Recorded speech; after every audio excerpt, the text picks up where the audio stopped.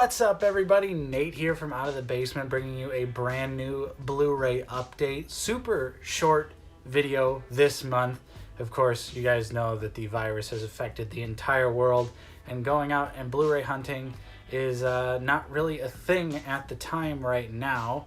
So I'm going to go ahead and just jump right into it. I'm going to show you my picks for the month of April. This is the third anniversary of our Blu-ray update. It sucks that we couldn't all be together for the third anniversary, but it's your boy Nate. I'm here and I'm just gonna get into my Blu-ray pickups. Don't have that much, like I said. So first up is the Criterion release of the Grand Budapest Hotel, and this is the only Blu-ray that Justin also picked up this month, so that is why you will also not be seeing a solo video from him. But really enjoy this movie, one of my favorite Wes Anderson movies. I was super happy when it finally got announced that it was getting a Criterion release, and this thing is just packed with bonus features. It's packed with a ton of goodies as well.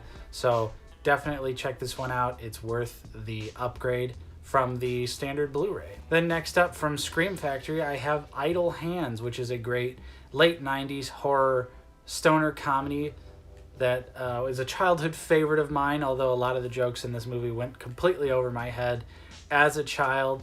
But I was super happy when Scream Factory announced they were putting this one out. The previous Blu-ray had no bonus features at all, and this one definitely has a few. It's got a couple new interviews, a new commentary track. It also has some of the archive bonus features from the old DVD. Now, I will say, though, the new bonus features on this one, I don't know what happened, who edited these, but Scream Factory, I think you need to get a hold of your editors, because I don't know if it's just the way that the disc is produced and maybe it's a manufacturing error, but tons of little editing mistakes in all of the new bonus features, the interviews and stuff like that, and it was really distracting. And also, anytime they played a clip from the movie, it looked like it was about 15 frames a second. It was really choppy and bizarre.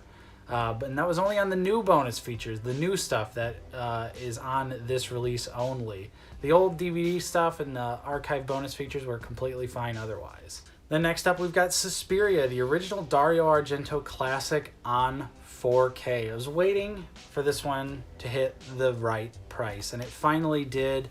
And I picked this one up. It is pretty much the exact same release as the original Synapse Films release, the standard Blu-ray. All the same bonus features and all that jazz. But, of course, it comes with the 4K UHD disc. And man, does this movie look beautiful on 4K.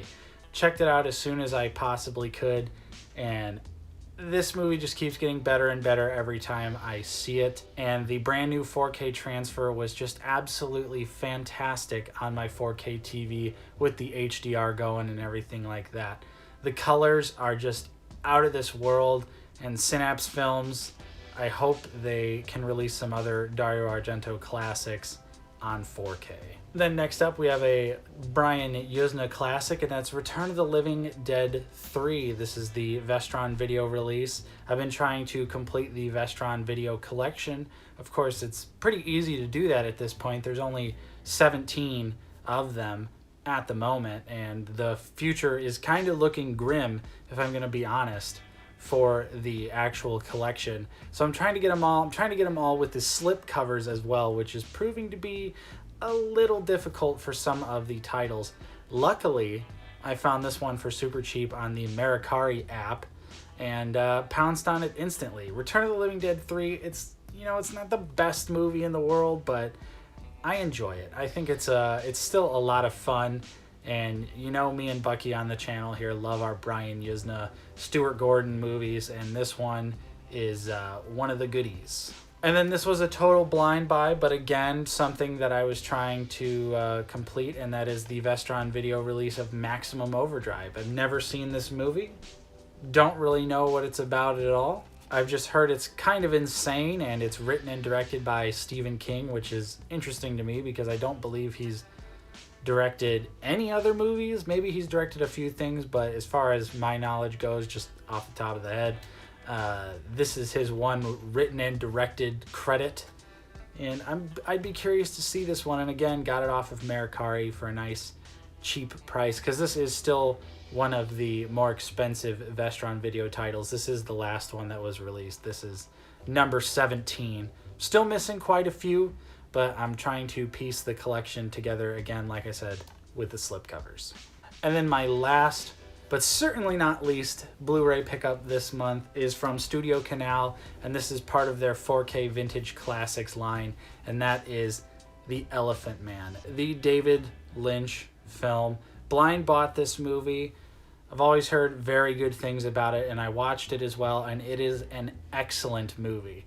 Probably one of the most straightforward David Lynch films I've ever seen. Haven't seen all of his movies, of course, but I've seen quite a few of them, and this is just a really powerful drama. It's honestly heartbreaking at times when you see the treatment of the Elephant Man, be it by his old master or by the people that sort of come from the bar and mock him through the window of his home, and eventually, no real spoilers, but they break in and sort of harass him, and you just feel so horrible for him. Anthony Hopkins gives an amazing performance. John Hurt also is incredible in the movie.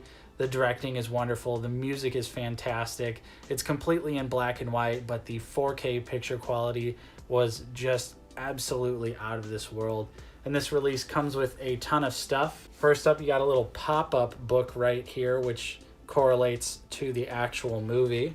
And then it comes in this nice fold-out. It's a 3-disc set. And you get the 4K Blu-ray, you get the regular Blu-ray, and you get the bonus features. The 4K disc is region-free, of course, like most 4K movies are, but the regular Blu-ray and the bonus feature Blu-ray disc are region B, so you're going to have to be region-free if you want to enjoy those bonus features. Also included with this set is a 64-page book that is all about the movie. It's got tons of information, tons of pictures about the real Elephant Man and the production of the movie. And of course, one of my favorite things is always a little tidbit about how they have done the transfer for their movies. And then finally, you get some art cards here. So we've got Elephant Man getting off the boat, Anthony Hopkins walking down the hallway, another Elephant Man shot, another Anthony Hopkins shot, Elephant Man again when he's watching the play. And yeah, back to the front there. So this set was loaded with a ton of goodies. I couldn't pass it up. Studio Canal always does a really great job with their 4K releases. I also have their release of The Thing. But that brings us to the end of my April Blu-ray update. Those are all the Blu-rays I bought this month. Of course, let me know what Blu-rays you picked up in the comments down below. Thank you so much for watching, guys. If you enjoyed the video, don't forget to leave a like. Subscribe if you're new. We're always talking about Blu-rays, mostly action figures on the channel. So if that is your sort of thing, hit subscribe. I'm Nate. Thank you so much for watching, and I'll see you guys next time.